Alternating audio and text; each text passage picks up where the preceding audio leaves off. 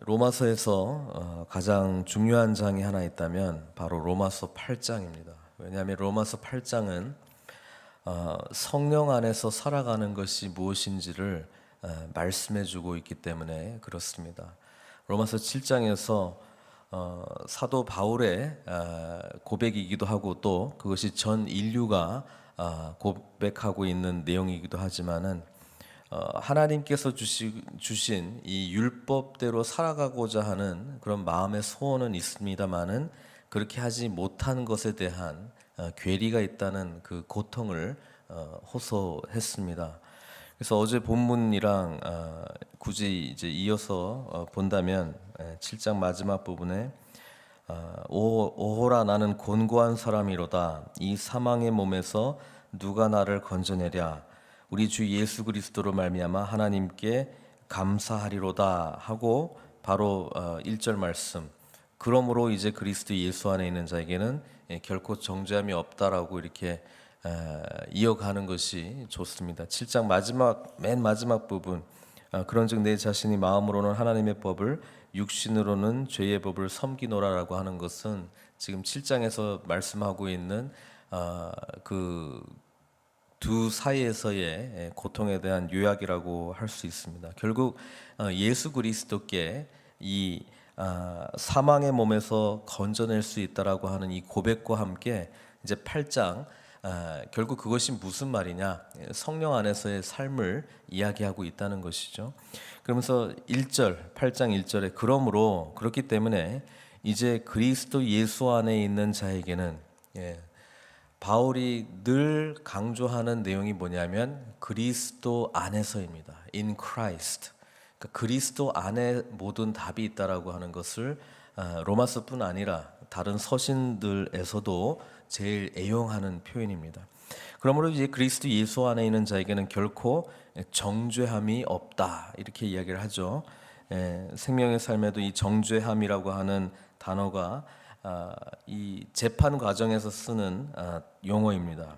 그래서 유죄 판결과 그에 대한 형벌을 의미하는데 여기서는 영원한 멸망을 선고하는 심판을 말한다.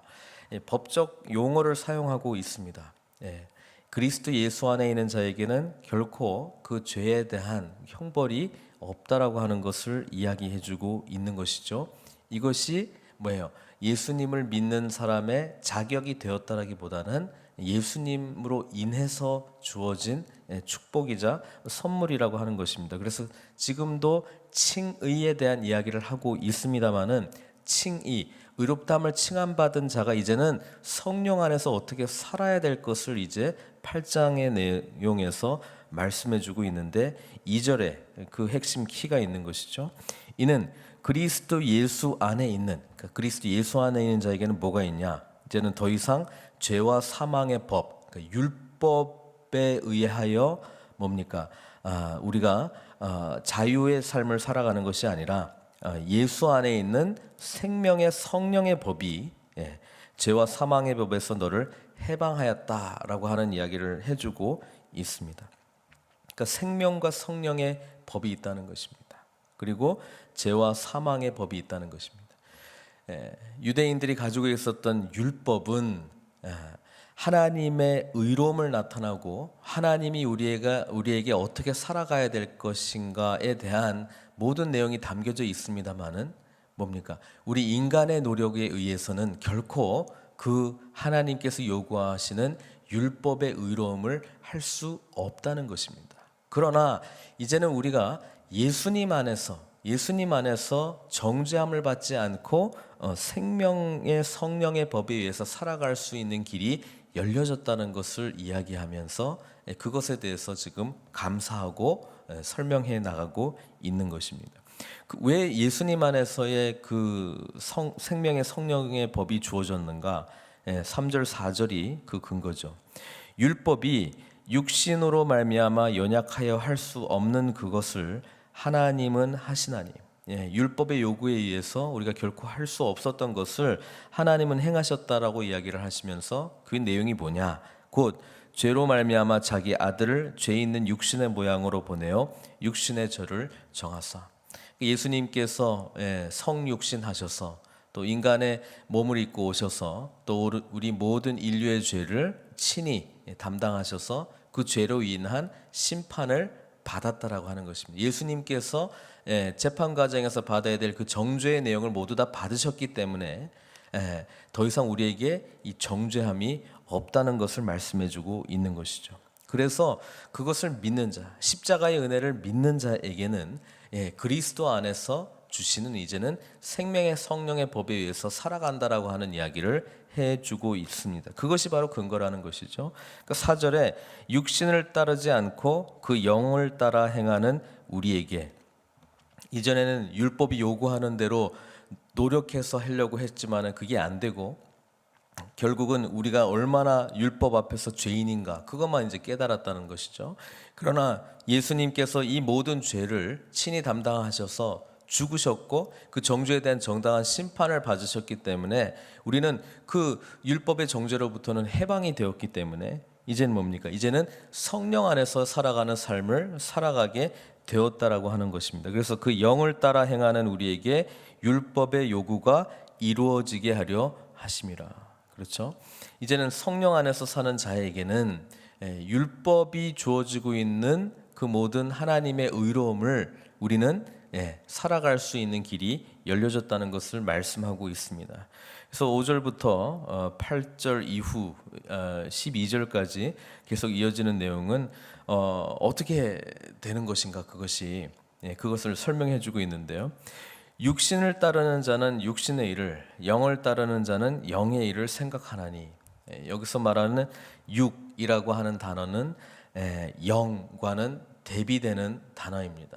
이것은 예수님을 믿지 않는 자를 이야기한다기보다는 주 안에 있으면서도 뭐예요? 성령의 능력 안에 지배를 받고 성령의 이끌리심과 성령의 능력으로 살지 않는 자에 대한 이야기를 지금 하고 있는 것입니다. 육신을 따르는 자는 육신의 일을, 영을 따르는 자는 영의 일을 생각한다.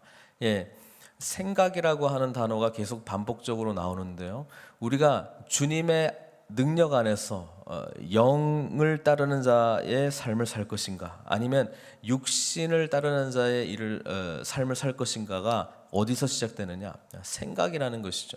이 생각은 곧 마음입니다. 주님께서도 마음 안에서 모든 것이 다 나온다라고 이야기를 하고 있죠. 거룩함도 나오고 더러움도 나옵니다.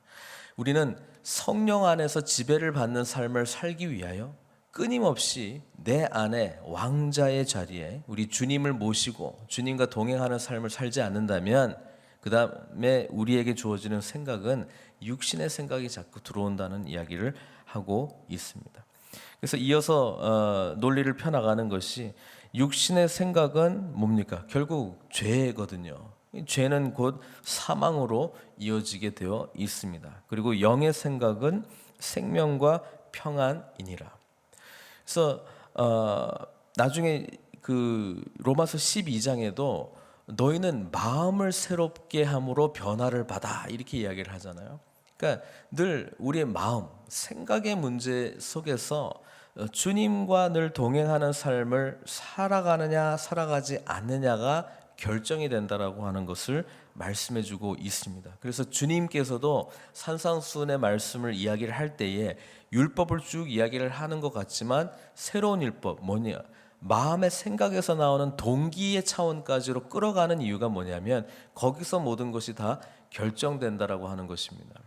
우리는 예수 그리스도를 믿고 이제 새로운 피조물로 의롭다함을 칭함 받았는데 앞으로의 성화의 삶을 살기 위해서 우리가 제일로 집중해야 될 것은 뭐냐 하면 나와 주님과의 그 인격적인 만남 속에서 실제적으로 살아계신 주님이 나의 모든 생각을 주장하시고 또 앞으로 주님의 뜻을 묻고 나가는 그런 싸움에서 내가 승리할 수 있느냐 없느냐, 그게 우리의 성화 과정에서 제일 중요하다라고 하는 것입니다. 그러니 순간순간 주님께서 주시는 생각, 주님께서 주시는 마음, 하나님의 뜻을 늘 생각하지 않고서는 뭡니까? 우리가 이 성화의 싸움에서 무너질 수 있는 요소들이 너무나도 많다라고 하는 거예요. 그러니까 평소에 아무 생각하지 아니하고 기도하지 아니하고 말씀 묵상하지 아니하고 주일 그냥 한 번 드린 그런 예배의 그런 삶으로 주님과의 깊은 만남이라든지 주님께서 주시는 나의 생각 속에서 먼저 승리하는 거라든지 이런 것들에서 우리가 무너진다라고 한다면 결코 깊은 성화의 단계에서 우리가 하나님께 나아갈 수 없다는 이야기를 하고 있습니다. 육신의 생각은 하나님께서 주시는 영의 인도함을 받는 생각이 아니기 때문에 결국은 성령 안에서 주시는 그 생명과 평안, 평안이라고 하는 것은 그냥 마음속에 그냥 모든 것이 그냥 좋구나 평안하다 이런 차원의 이야기를 하는 것이 아니라 샬롬의 은혜를 이야기하고 있는 것이죠.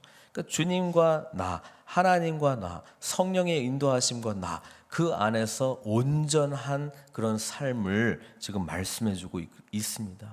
그 생명과 평안의 그런 길로 갈 것인가? 아니면 여전히 육신의 생각, 죄로 가는 생각, 하나님과 분리되는 생각, 하나님의 뜻과 대치되는 생각, 내 마음의 생각, 그런 쪽으로 갈 것인가? 그게 우리의 성화의 과정에서 제일 치열하게 인식해야 되고 싸워야 될 내용이라고 하는 것입니다. 이게 무너지기 시작하면 어떤 식으로 무너지냐면 대부분 이분법으로 무너지거든요. 그러니까 교회에 나와서 예배드리고 찬송하고 봉사하는 것은 성령의 일을 하는 것이라고 생각하고 그것이 나머지 내 마음대로 해야 되는 것들을 이걸 했기 때문에 이것도 당연히 그냥 덩달아서 될 거라고 하는 그런 생각입니다. 이 생각에 도달하게 된 계기는 있습니다. 뭐냐면 싸움이 치열하다 보니까 피곤하거든요. 그리고 7장에서 이 고민이 계속적으로 반복적으로 일어나요. 그러니까 결과적으로는 어떻게 되냐면 이분법적으로 가게 되는 거야. 교회에서 보여지는 생활 따로, 일상생활에서 보여지는 삶 따로. 로마서 8장은 그 이야기를 하는 것이 아니라 우리가 순간순간 늘 주님과의 깊은 교제 가운데서 영의 생각 가운데 영의 인도함을 받는 그런 생명과 평안의 그런 삶으로 나아가야 될 것을 말씀해주고 있습니다. 7절 육신의 생각은 하나님과 원수가 되나니 이는 하나님의 법에 굴복하지 아니할 뿐 아니라 할 수도 없습니다. 육신에 있는 자들은 하나님을 기쁘시게 할 수 없느니라. 그러면서 두 가지 길에 대한 이야기를 계속적으로 내일 본문에서도 이어 나가게 될 것입니다. 오늘 우리는 이 말씀 앞에 하나님께 우리로 하여금 모든 정죄로부터 벗어나게 할 수 있는 예수 그리스도의 십자가 복음의 길이 우리에게 주어졌다는 사실에 대해서 감사해야 될 것입니다. 그리고 우리에게는 이제는 새로운 성령의 인도하심을 받는 그 생명과 평안의 법이 우리에게 주어졌다는 것을 우리가 인식해야 됩니다. 그래서 날마다 주 안에 있는 그 삶을 향해서 우리가 몸부림치지 않는다면, 그리고 그 삶이 주어지는 우리 삶 가운데 축복이 얼마나 큰 것인지를 우리가 인식하지 못한다면, 우리는 여전히 이전에 육신의 생각, 죄로 이어지는 생각, 또 사망의 길로 갈 수 있는 위험성이 있다는 것을 말씀해주고 있습니다. 8장에서의 이 내용을 통하여 우리는 성령 안에서 주는 참된 평안과 자유, 그리고 성령의 인도하심 속에서 주님께서 우리에게 주시고자 하는 온전한 승리가 우리의 삶 가운데 이루어지기를 바랍니다. 이 믿음으로 오늘도 승리하시는 저와 여러분들 되시기를 주님의 이름으로 축원드립니다. 기도하시겠습니다. 사랑의 하나님, 오늘 말씀을 통하여 주님께서는 위대한 선언을 하셨습니다.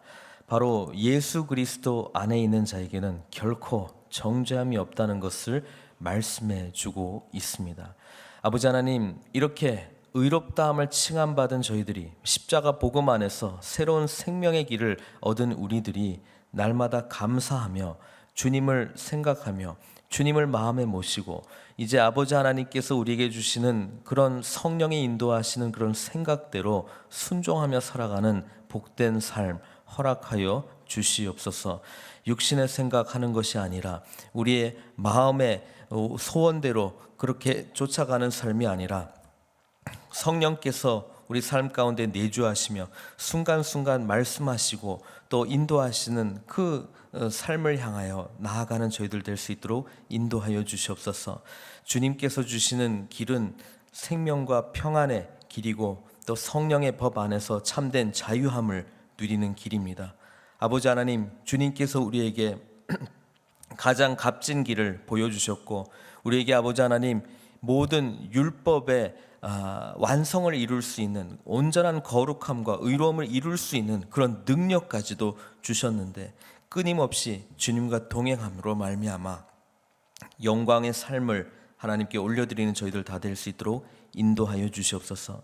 모든 것 주님께 의탁드립니다. 홀로 영광 받아 주시옵고 예수님의 귀하신 이름으로 기도드리옵나이다.